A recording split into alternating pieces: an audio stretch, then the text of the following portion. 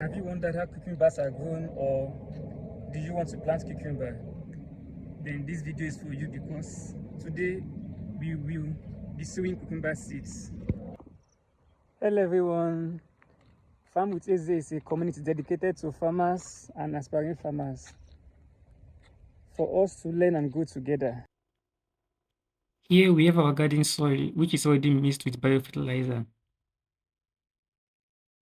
This is trichodemia, which is a biofungicide. It helps control fungal diseases, promote plant growth, and serves as biostimulant.